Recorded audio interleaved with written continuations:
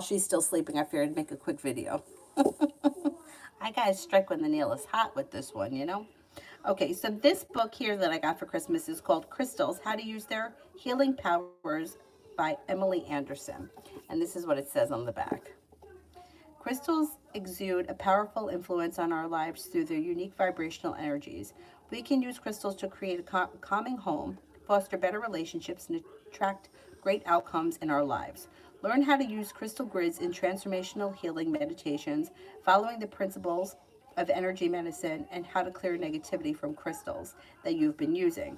With sections revealing the best crystals to use for meditation, manifestation, home use, healing, and divination, the guide is a wide range look at the endlessly fascinating subject that you will discover how to use crystals on your chakras, in your home, and in a variety of ways in order to heal yourself and others.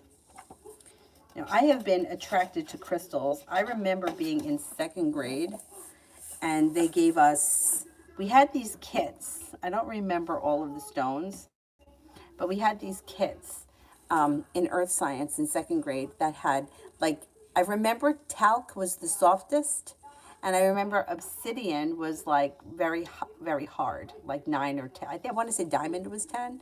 I think obsidian was 9. But I just find them fascinating. I have crystals around me all the time, but she makes it a little challenging sometimes. Anyhow, here's the introduction. Crystal healers believe that the earth contains within it wisdom to heal our modern ills. Stare a while at a sparkly geode of amethyst or handle a smooth, perfect pebble of jade, and they will calm you. And they will claim that you will not just see the beauty in the stone, but also sense the energy that it's emitting. It is thought that a well-placed crystal can help us boost our energy of a place of calm our boost the energy of a place, calm our children, enable us to have a good night's sleep. Used for centuries all over the world for healing, psychic divination, decoration, and spiritual development. Crystals have a timeless and powerless attraction. Today we use them in water bottles and healing instruments to counteract the effects of electromagnetic fields in modern life. These crystalline allies continue to capture our imaginations and give us a tangible way of connecting to our spiritual realms. This book will show you how crystals can help you, ground you, energize you, and open up your intuition. Placed in the right area of your home, they're believed to attract abundance, love, or psychic powers. Through the right intention, focus, position, and belief, you can use crystals to create magic in your life. However, it should be said that there are ideas and suggestions in this book and within the spiritual realm that are not intended to substitute for conventional medical help. Always consult your doctor before undertaking any alternative therapy to ensure that there are no counter indications for your health. Also, some of the crystals can be toxic. I can't think of any off the top of my head, but I know some of them are. History of crystals usage. Crystals have always been sought after by nobility, used in spell work by witches and mystics, and held in high regard for both aesthetically and energetically. Used until medieval times, garments, especially those of soldiers and explorers, had empowerments and empowering amulets woven into them, while incantations were chanted to keep the wearer safe from harm and to help wounds heal quicker. During the Middle Ages, healing gems were placed on saint shrines and given religious as well as medical powers. In Paul's Cathedral in London, the sapphire on St. Erkenwald's shrine was said to cure any visitor's eye disease. Native Americans believed the positive energies from the gemstones could be passed from one species to another. Crystal to human to animal is what they called a sacred hoop or a circle of existence. Such traditional societies believed that crystals could be conscious. Their interactive, supportive energies were said to amplify the focus on our innate healing and intuitive abilities. Lapis, I always said lazuli. Some people say lazuli. Used in the Eye of Horus, designed for a woman's necklace in ancient Egypt. The book of Genesis in the Old Testament has one of the earliest references to a healing stone which belonged to Abraham. This stone was reported to immediately cure any sick person who looked at it, and the papyrus embers from the 25th 2500 BCE, the healing properties of certain gems are listed. Rubies are thought to help liver and spleen disease. Lapis lazuli was made into eye balm. Emeralds were used for curing dysentery. Even Plato, the Greek philosopher who lived from 427 to 347 BCE. What is E all of a sudden? I only knew it as BC. What is that, a Mandela? Talked of crystals as being made by the stars, the planets converting decayed material into specific gemstones, which were then ruled by the planets. If the sun was in a certain constellation, or the moon or another planet ascending at the time of engraving a crystal, it would make it even more powerful. It's believed that stones, including moonstone and topaz, strengthen the power during the waxing moon, the time between the new moon and the full moon, when the moon appears to be getting bigger, peaking in healing abilities when the moon is full. Ancient Egyptians, the Chinese, and the alchemists up to the 18th century added crushed crystals to medicines, believing strongly in the physical and medical healing properties of gems. Over 200 gems and crystals that could be used in the healing were listed in the Greek pharmacies. Here we go with another word. Dioscorides.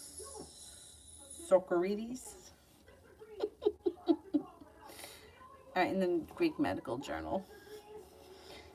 And the first Roman chronicler, Pliny, included older crystal techniques in his natural history and elaborates on the theory that the size and substance of the special stones used were important in healing different diseases. Despite the demise of older forms of traditional medicine and practices, crystal healing remained popular for far longer.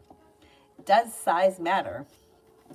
Many crystals have electromagnetic energy fields, making them like a magnet. It may be that the larger crystal transmit more energy, but the smaller crystals can emit energy just as effectively with the right conscious intent and focused direction. When you become an expert at doing so, working with smaller stones is simply more practical, especially when you want to lay them on the body or wear them or carry them as a magic talisman. Most experts and practitioners agree that the crystal, of any size, rough or smooth, has healing properties. Clearly, the ancients would only have used the rough stone gems found in found in caves deep in the earth, whereas today you can easily buy sparkly domed geodes or smaller gems tumbled and polished into perfectly smooth shapes. You can get rose quartz in the shape of hearts,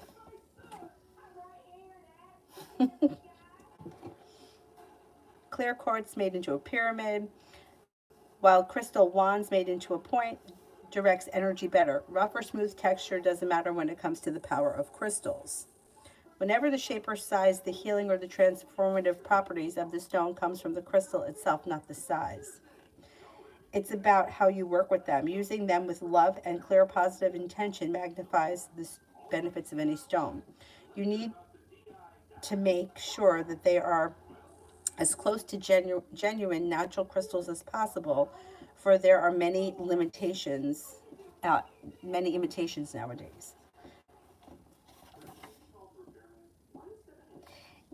This picture here from the page before. In a spacious home, you can have a large piece sitting in the corner of a room, or you can dedicate a small window sill, as seen here. Both are beautiful and powerful. Don't buy crystals on Amazon, because I've gotten fakes. Anyway, I think it's better to go to like a local store. Crystals found in nature have flaws and unequal coloring. They change over time, they fade, they become cloudy or veined over years of use. The gems develop naturally in the earth, in rivers, and in cliffs over a long period of time without any intervention. Specific types of crystals are found in particular locations. For example, turquoise is found in the desert areas and created when water interacts with rock containing copper, aluminum, and phosphorus.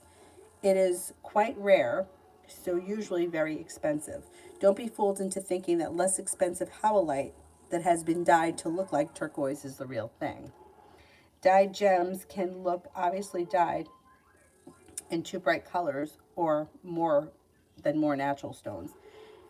Many stones, including agate, halite, jasper, and quartz, Dalmatian stone, and granite, are often dyed to boost their visual appeal without really taking away anything from their quality.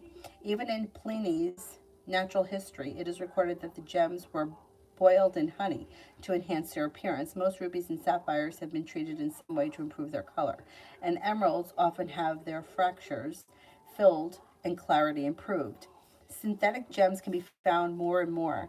They're not strictly fakes, as they contain some chemical properties of the raw gems, but are created in laboratories in a condensed amount of time and often seem more vibrant and or uniform in color. They're also cheaper and won't hold quite the same quality of the energy as natural stones formed over centuries by the earth. They also say that a lot of times people will bake amethyst and that turns it to like a citrine color. And I think I actually have a piece of baked amethyst. And the reason why you can tell that it's amethyst and that it's not citrine, aha, here it is. The reason why you can tell that it is not a real piece of citrine is because amethyst grows in a geode, citrine doesn't. So this would have to be amethyst.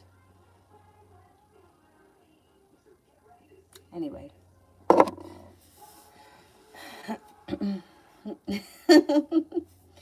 Fake crystals are not made of the same material at all. They can look too perfect and can be cast from plastic, resin, ceramic, or even pointed rocks, just designed to look like the same as crystals. If there are bubbles in the gem, it's likely to be glass. Other methods of imitating crystals with composites, which take the real mineral and just use it to coat the glass or another rock. The best way to avoid anything but genuine items to buy from a reputable crystal shop or trusted experts. Ask where the crystal you like is from, and have a really good close look at it. Check the appearance, most importantly, how it feels to you. Now, all right, we're up to page 12. I'm going to stop reading here. But I said before, I got this, and I should have known because it was cheap. Citrine tree from Amazon, which it didn't look like this. It looked much fuller. But I don't even care. The idea is this is not citrine. This is plastic. And I don't feel like they should be able to sell something that says citrine if it isn't. Although I was stupid because I should have known that it was fake. But these are not real citrines. These are like plastic. So beware. Crystal vaults I've ordered from. I like them. Local shops. The people that work there are usually knowledgeable. The one that I go to that's near my hometown, I know the woman for years. I've been shopping there. I see them on Instagram going to the gem shows. I trust them. But I would be careful with fakes because, I mean, that sucks. I mean, it's cute, whatever, but it's not citrine, so it does not carry the same properties. I was scammed, but that's what I get for $10 on Amazon. Anyway, so I'm going to leave the first crystals video here. I will be back with part 2 later on, maybe this week or next. Thank you all very much for watching, and as always, if you like what we're doing here at the Magic Junk Drawer, please like, share, subscribe, and we will see you soon. Bye-bye.